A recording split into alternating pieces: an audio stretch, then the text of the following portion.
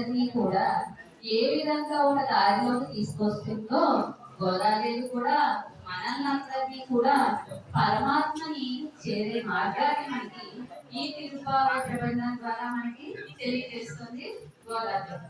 కేవలం ఇది 30 పాసురాలు అయినప్పటికీ కూడా దీంట్లో ఉండే అర్థాలన్నీ కూడా మనం చూసినట్లయితే ఆవిడ వ్రతం చేసింది కేవలం చిన్న వయసులో 7 ఏళ్ళకి ఆ వ్రతం చేసినప్పటికీ కూడా ఎంతో అర్థాన్ని మనకి ఆ 30 పాసురాల్లో స్వామిని చేరే మార్గాన్ని మనకి ఇమిట్ చేసి 30 పాసురాల ద్వారా రండి రండి ఈ వ్రతాన్ని చేస్తే స్వామిని చేరే మార్గం నీకు చూపిస్తాను అని చెప్పి తాను కూడా ఈ వ్రతాన్ని ఆచరించింది, మన చేత కూడా ఆచరించేలా చేసింది. ఎప్పుడో గోదాది ఎన్నో వేల సంవత్సరాల క్రితం తను ఆవిర్భవించింది. ఎవరికి? పెరియాల వారికి.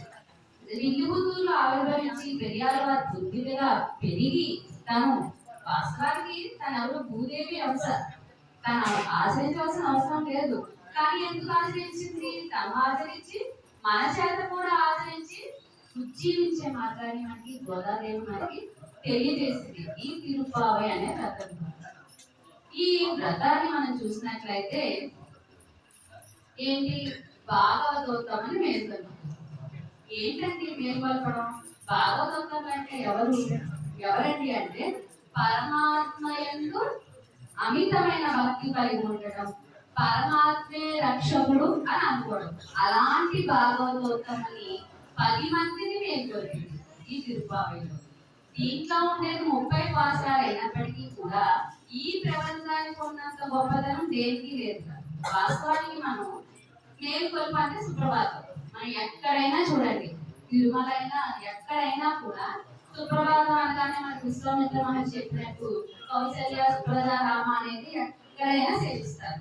అది ఎప్పుడు జరిగేది కేవలం ఈ ప్రబంధంలోనే భాగవతంలో మేల్కొల్పింది.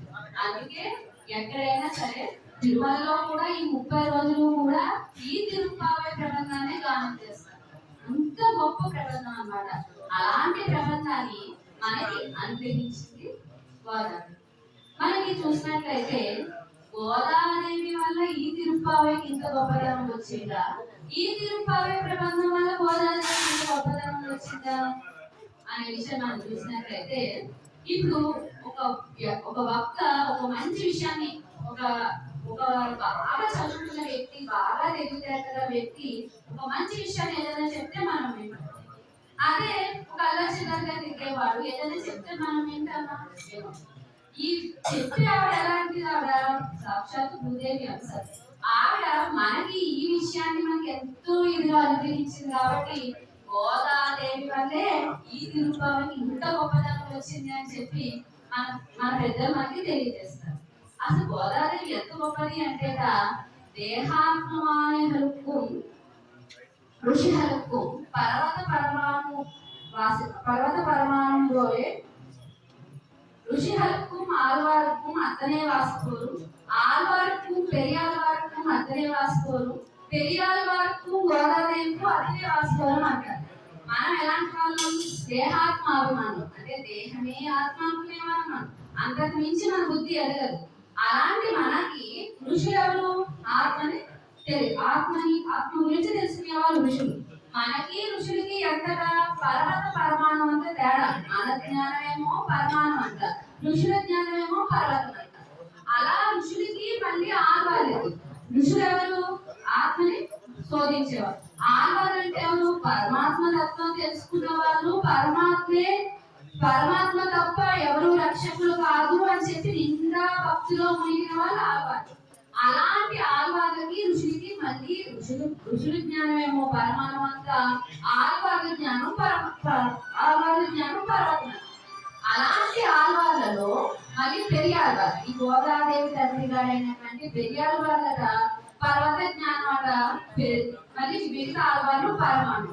ఎందుకు అంటే మిగతా ఆల్వాళ్ళు అందరూ కూడా పరమాత్మ నువ్వు రావాలి, మమ్మల్ని రక్షించాలి, మేమున్నది నీకోసమే, నువ్వు వస్తావా రావా అని చెప్పి అనేక విధాలుగా పరమాత్మని మేము నీకోసమే ఉన్నాం, నువ్వు వచ్చి మమ్మల్ని రక్షించాలని చెప్పి మిగతా వాళ్ళందరూ కూడా పరమాత్మని ధ్యానిస్తే, ఈ పెరియాళ్వారు నువ్వు ఏంటి ఒకసారి పెరుమాళే సాక్షాత్ పెరియార్ వారికి సాక్షాత్కరిస్తే స్వామి వద్దు, నువ్వు ఈ లోకాన్ని చూడొద్దు అని చెప్పి ఆయనకి కనిపించినా కూడా పల్లాన్ని పాడి పరమాత్మ ఎప్పుడు కూడా సుఖంగా ఉండాలి అని చెప్పి ప్రార్థించిన వాళ్ళు పెరియార్. కాబట్టి మిగతా ఆళ్వార్ల జ్ఞానం పరమాణు అయితే పెరియాళ్వారి జ్ఞానం పర్వతమంతట. అందులో మళ్ళీ పెరియాళ్వారికి గోదాదేవిని చూసినట్లయితే పెరియాళ్వారి జ్ఞానం పరమాణమైంది, గోదాదేవి జ్ఞానం పర్వతమంతట. అంత గొప్పతనం గోదాదేవి ఉంది కాబట్టి ఈనాటికి కూడా మనం తిరుప్పావై ప్రబంధాన్ని ఆచరిస్తున్నాం. కాబట్టి కేవలం గోదాదేవి వల్లే ఈ తిరుప్పావై ప్రబంధానికి ఇంత గొప్పతనం వచ్చింది అని చెప్పి మనకి పెద్దలు తెలియజేస్తారు. కాబట్టి ఈ రోజు మనం 9వ పాసరంలోకి ప్రవేశిస్తాం. ఈ పాసరంలో విశిష్టత ఏంటంటే ఈ లోపల ఒక గోపిక నిద్రపోతుంది. ఈ గోపిక ఎలాంటి గోపిక అంటే మనం రామాయణంలో చూసినట్లయితే సీతాదేవి ఏం చేస్తుంది, పవన రావణాసురుడు లంకలోకి తీసుకుని వెళ్ళిపోతే అక్కడ బాధపడుతూ కూర్చుంటుంది సీతాదేవి. ఎంతో మంది రావణాసుడు ఏం చేస్తాడు, నీకు నేను కొంతకాలం గడిస్తున్నాను, నువ్వు ఏం చేయాలి, నువ్వు నన్ను వివాహం చేసుకోవాలి, లేదంటే నిన్ను హింసిస్తానని చెప్పి ఏం చేస్తాడు, రాక్షసులందరికీ కూడా ఆదేశాన్ని ఇస్తాడు. రాక్షసులు అసలు ఇవి ఎంత జనక మహారాజు కూతురు ఎంతో అపరూపంగా పెరిగింది. వాటి పుట్టి నీళ్లు గొప్పదే, ఇటు మెట్టి నీళ్లు గొప్పదే. వచ్చారు రామచంద్రవాది మంచి మంచి వంశం, మంచి ఇది. అలాంటి ఆవిడ పాపం ఒక్కసారిగా అడవులు వెళ్ళాలంటే భర్తతో పాటే తన జీవితం అనుకుంది. రాముడు వద్దన్నా కూడా ఏం చేసింది, రాముడితో పాటే తన జీవితం అనుకుంది. అరణ్యాలకు కూడా వచ్చేసింది. ఎప్పుడైతే రావణాసుడు అక్కడి నుంచి తీసుకొచ్చేసాడు, రాక్షసులు అందరూ కూడా తనని అనేక విధంగా హింసించారు. పాపం రాముడు వస్తాడు అనుకుంటున్నావా, నీ రాముడే అని రాడు. నీ రాముడు ఎలాంటి వాడు, జటాజుటము ధరించి నారచన ధరించి అడవుల్లో ఉన్నాడు. నువ్వు ఇంకా అతన్ని పూజిస్తావేంటి, రాముడు రాముడు అని చెప్పి మా యొక్క రాజుని పెళ్లి చేసుకో, వివాహం చేసుకో రావణాసుడిని, నీకు ఈ గతి ఉండదు, చక్కగా నిన్ను రాణించేస్తాడు, పట్టప్రాణం చేస్తాడు, అన్ని నువ్వు చెప్పినట్టే చేస్తుంది. ఇంకా రాముడు రావడానికి పట్టుకు వేలాడతావేంటమ్మా, అనేక విధాలుగా వాళ్ళు ఎంతో హింసిస్తారు పాపం సీతాదేవి. అప్పుడు హనుమంతుడు వచ్చి మొత్తాన్ని సీతాదేవి జాడ తెలుసుకుని, అమ్మా నువ్వు రా, నువ్వు వస్తే నిన్ను తీసుకెళ్ళ శక్తి నాకు ఉంది, నేను తీసుకుని వెళ్తాను, నువ్వు వచ్చేసే నాతో అని చెప్పాడు హనుమంతుడు. కానీ ఒకటే చెప్పింది సీతాదేవి, రావణాసురుడు నన్ను ఎవరు లేని సమయంలో నన్ను అపహరించి వెళ్ళిపోయాడు. నేను ఎవరు, సీతాదేవి అయోధ్య. ఒక్కసారిగా నాకు రావణాసురుని శిక్షించే, రావణాసురుని భస్మించాల శక్తి కూడా నాకు ఉంది. కానీ నేను ఎందుకు రావణాసురుని భస్మించట్లేదు అంటే, ఎలా అయితే రావణాసుడు ఇప్పుడు నేను నీతో వచ్చాను అనుకో, నన్ను రావణాసుడు ఎలా అయితే అపహరించుకుని వెళ్ళిపోయాడో నువ్వు కూడా నన్ను అలాగే తీసుకుని మట్టులో ఉంటుంది. కాబట్టి రాముడే రావాలి, నన్ను ఈ యొక్క రాజ్యాన్ని నాశనం చేయాలి, రావణాసుని వధించాలి, నన్ను తీసుకెళ్ళాలి అని చెప్తుంది. అంటే నేను రాముడి ఆధీనంలో ఉన్నాను కాబట్టి రాముడే రావాలి, రాముడు నన్ను వచ్చి రక్షించాలి అని చెప్తుంది. ఎలా అయితే సీతాదేవి రాముడే రావాలి అని ప్రార్థించిందో, రాముడే రావాలి అని రాముడి మీద భారం వేసి ఎలా అయితే ఉందో, ఈ గోపి కూడా ఏంటంటే లోపల కృష్ణ పరమాత్మే వస్తాడు, నన్ను ఆయనే చించేస్తాడు అని చెప్పి ఈ గోప బాలిక హాయిగా నిద్రిస్తుంది. ఎలా నిద్రిస్తుంది అంటే ఈ భాషలో చూద్దాం. தூமணி மாடுத்து சுத்தும் விளக்கெரிய தூபம் கமய துயிலமையில் கண்வளரும் மாமான் மகளே மணிக்கதவத்தார் திருவாய் மாமி ரவலே எழுப்பீரோ உன் மகத்தானோயோ அன்னிச்சவலோ அனந்தலோ ஏம பெருத்தியில் மந்திரப்பட்டாரோ மாமாயன் மாதவன் வைகுந்தன் என்றென்று நாமும் பலவன் நடுவே ఏం చెప్తుంది, తూమని మాడుతూ సుత్తం వేస్తుంది. ఈవిడ కావాలంటే ఎలా ఉంది కదా, తూమని మడుగు, పరిశుద్ధమైన మడుగు. ఇప్పుడు మనం చూస్తున్న మనులు కాదు, పూర్వకాల మనులు, అవి ఎంతో పరిశుద్ధమైన మనుట. అలాంటి మనులలో, అలాంటి భవనంలో తూమని మాడుతూ శుద్ధం వెలకెలియ ఎలా ఉంది, మొత్తం చుట్టూ దీపాలు పెట్టుకుని మధ్యలో ఒక సెయ్య పైన పడుకుని ఆ సెయ్యి ఎలా ఉందంటే మెత్తగా పరిమళభరితమైన వెచ్చగా ఎంతో హాయి ఇచ్చేదిగా ఉంది. అలాంటి ఆ గోపవారిగా ధూపం కమయ తుయిలనమే కనబడరు. ఎలా ఉంది ధూపం మొత్తం ఇల్లంతా కూడా ధూపం వేసుకుని ఆవిడ దీపాలు వెలిగించుకుని పడుకున్నాం. అంటే కృష్ణ పరమాత్మ వస్తాడు. ఒకవేళ వస్తే మనం చూస్తాం కదా, దీపారాధన చేసేటప్పుడు ఏం చేస్తాం, మనం ఆరాధన చేసేటప్పుడు మొదట దీపం వెలిగించి అప్పుడు తలుపు తీస్తాం. అంటే ఏం చేయాలి, దీపం వెలిగించాలి. అంటే ఇవేంటి కృష్ణ పరమాత్మ ఎలాగైనా వస్తాడని చెప్పి ఇల్లంతా దీపాలు పెట్టుకుంది కదా. తూమని మాడుతూ శుద్ధమంటే ధూపం కమల తుయిలనమే కమలరు మామా మహరే మణిక తర్వాత తెరువాయి. ఓ మామ కూతురా అని సంబోధిస్తున్నారు. అంటే ఇప్పుడు మేనమామ మేనస పిల్లలతో మనకు ఉండే చనువు వేరేగా ఉంటుంది. అది శారీరకంగా వచ్చే సంబంధం. వాళ్ళతో ఉండే చనువు కానీ వాళ్ళతో ఇది కానీ వేరేగా ఉంటుంది. ఓ మామ మహరే మణిక తర్వాత తెరువాయి. ఓ మామ కూతురా వచ్చి తలుపులు తెరు. పోయి మేము తెరుద్దాం అనుకున్నాం అనుకో, అసలు తలుపులు ఎట్లున్నాయో కూడా మాకు తెలియట్లేదు. అంత మనతో ఒదుగుంటారు అనమాట. అలాంటి ఆభరణంలో మామీ అవలే ఏయుపీలో ఓ అత్తమా అత్త లేదు ఆవిడ్ని ఎంతసేపు వాళ్ళని ఎప్పటి నుంచి వస్తూనే ఉన్నాం. ఓ మహల్దా నోమయో అంటించెవరో అనంతలో ఏంటి ఆవిడ ఎవరైనా చూడా పోయి మూగదా అంటే ఇన్ని మాటలన్నా కూడా ఆవిడ బయటకు వస్తుందేమో బయట పోటీగా ఆలోచిస్తున్నారు. మహల్దా నోమయో అంటించెవరో అనంతలో ఏమో పెరుగు మందిర పట్టాలో ఏమంటున్నారు, చెవుదా మూగదా ఏంటమ్మా మేము ఇంత రేపుతున్నా కూడా ఇంత ముందు నిద్రపడుతోంది. ఎవరైనా కొని ఏదైనా పొడి చెప్తారేమిటి, ఏంటి అసలు ఎలా నిద్రపడుతోంది. మామాయ వైకుంఠ నియంత్రేంద్రు నామం పరము నవింద్రే దూరం బావాయి మాధవుడు. అలాంటి ఆ పరమాత్మ నామం జపించినా కూడా ఇవి ఇంకా రావట్లేదేంటి అని ప్రార్థిస్తున్నారు. ఈ గోపబాలిక ఎలా పడుతుంది, దీపాల మధ్యలో పడుతుంది. ఇప్పుడు మనకి పరమపదంలో పరమాత్మ ఎలా ఏం చేస్తూ ఉంటాడంటే సవ్యం ప్రసాద్య స్థిత దుఃఖహరం దక్షిణం కుంచయిత్వ జనున్యాద్య సవ్యేతార విదరాభుజం నాగబోధే నిభయ పాశ్చాత్ బాహుద్వయేన ప్రతిపద సమనే ధారయన్ శంఖచక్రే ఏకీభూత అభినిష్టో జానయతు జగత్ యత్ శర్మ వైకుంఠ నాద. ఎలా కూర్చుంటాడంటే ఆయన పరమపదంతో ఒక కాలు ఏంటి అంటే కుడి కాలు ఇలా లోపలికి వేసుకుని ఎడమ కాలు ఇలా పక్కన పెట్టుకుని దర్జాగా రాజులా కూర్చుంటాడు ఆయన పరమపదంలో. ఈ కుడికి ఏం చేస్తారు, ఆయన చెయ్యవు ఆదిశేషుడు కదా, ఆదిశేషుడు మీద వేస్తారు కుడికి. ఒక కాలు కుడికాలం మీద పురుషుడు కూర్చుంటాడు, ఎడమ కాలం మీద కూర్చుని దర్జాగా కూర్చుంటాడు ఆయన పరమపదంలో. అలాంటి ఆయన కుంచయిత్వ జనున్యాస సవ్యేతార విదర. ఆయన చేస్తే ఎప్పుడైతే ఆయనకి ఎప్పుడు కూడా తెలివితేటలు ఉంటాయి, చేతిలో దివ్య ఆయుధాలు ఉంటాయి. ఎందుకంటే ఆయుధాలు అంటే మనల్ని రక్షించాలి. ఎప్పుడు కూడా మన రక్షణకి ఆయనతో ఆయుధాలు ఉంటాయి. ఇంకా ఏంటి, ఆయనతో శ్రీదేవి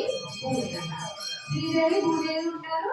అదే విధంగా చామరం వీస్తూ చెలికత్తలు ఉంటారన్నమాట.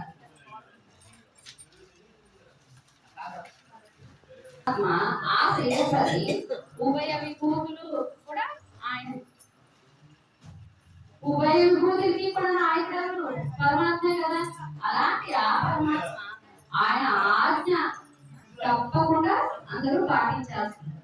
అక్కడ పరమపదంలో ఎవరు ఉంటారండి, నిత్యుడు ముక్తుడు. నిత్యుడు అంటే ఎవరు, నిత్య సూర్యుడు సదా పశ్చిమ సూర్యనా అంటారు వాళ్ళు. అంటే ఎప్పుడూ కూడా ప్రకాశిస్తూనే ఉంటారు. ఎవరు, అనంత గరుడ విశ్వక్షేత్రులు వాళ్ళు. వాళ్ళందరూ కూడా అక్కడే, వాళ్ళకి ఎప్పుడు అక్కడ పర్మనెంట్. అలాంటి వాళ్ళు నిత్యుడు. ముక్తులు అంటే ఎవరు, ఇక్కడుండి ముక్తిని పొంది అక్కడికి వెళ్ళారు. వాళ్ళు నిత్యుడు ముక్తులు కూడా ఎప్పుడు కూడా పరమాత్మ యొక్క కైంకర్యంలోనే ఉంటారు.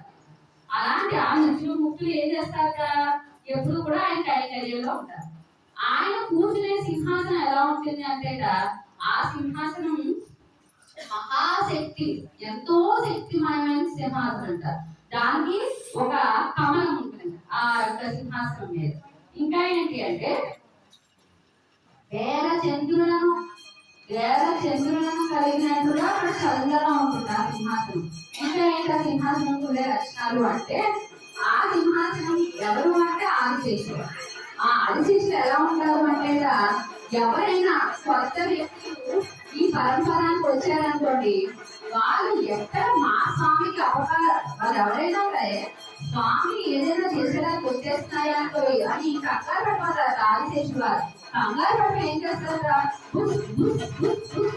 అంటూనే ఉంటారు. అంటే అయ్యో వీళ్ళు ఎవరో మా స్వామికి అపకారం చేసేస్తున్నారేమో, అపకారం చేయడానికి వస్తున్నారేమో అని ఎప్పుడూ కూడా స్వామి యొక్క రక్షణలోనే ఉంటారు ఆదిశేషుడు. మనం చూసినట్లయితే ఆయన నుంచుంటే పొడిగైపోతాడు, కూర్చుంటే సింహాసనం అయిపోతాడు, పడుకుంటే పడకైపోతాడు. ఆదిశేషుడు వారు చేసిన వెంటనే ఎవరు చేయరు, అలాంటి కైంకర్యం చేస్తారు బాధపడదు ఆదిశేషుడు వారు.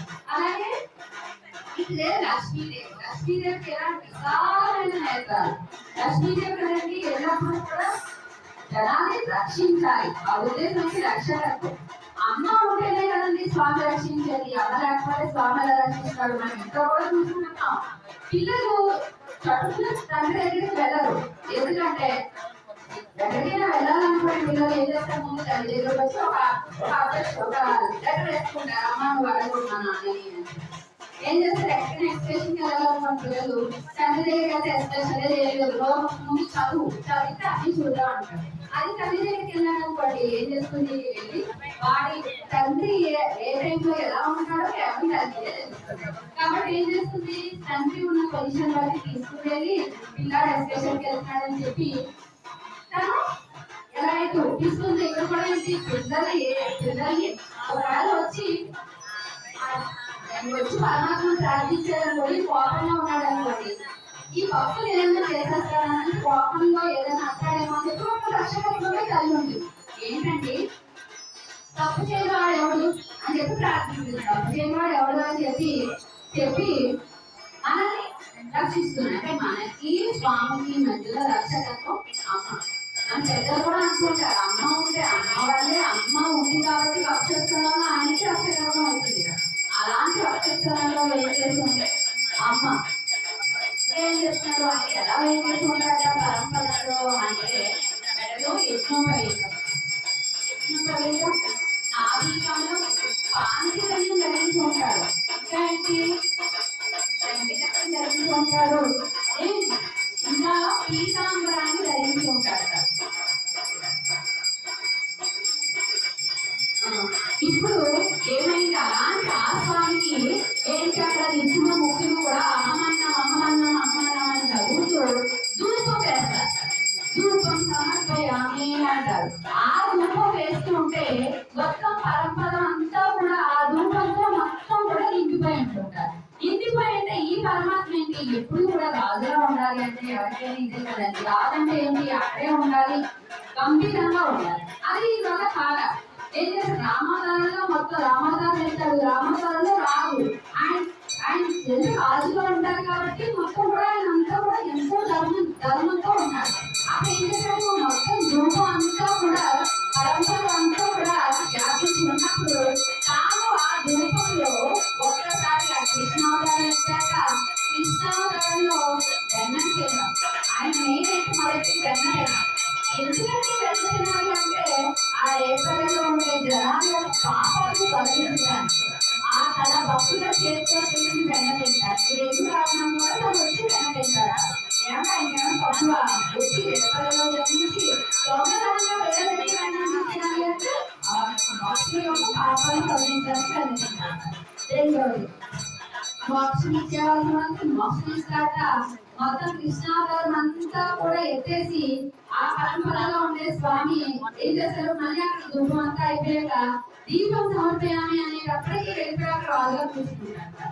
అలాంటి చేసేదాన్ని ఇంకా ఆయన వాళ్ళే అవుతాయి. కాబట్టి ఈ పాత్రంలో గోపిలో కూడా అలాంటి ఆ స్వామిని తలుచుకుంటూ ధూపం మొత్తం ఇలా తెలిసి కృష్ణ పరమాత్మ వస్తాడు అని చెప్పి దీపాన్ని వెలిగించుకుని ఆయన యొక్క వైభవాన్ని తలుచుకుంటూ పడుతున్నందుక ఈ గోపిక అని ఇక్కడ ఇప్పుడు ఇక్కడ చూస్తున్నాం. ఒక సైడు పరమపదంలో ఏం చేస్తుంటే అని ఇక్కడ అర్థములు అలంకరించి ఉంటారు మనం తెలుసుకుంటాం నెమ్మదిగా.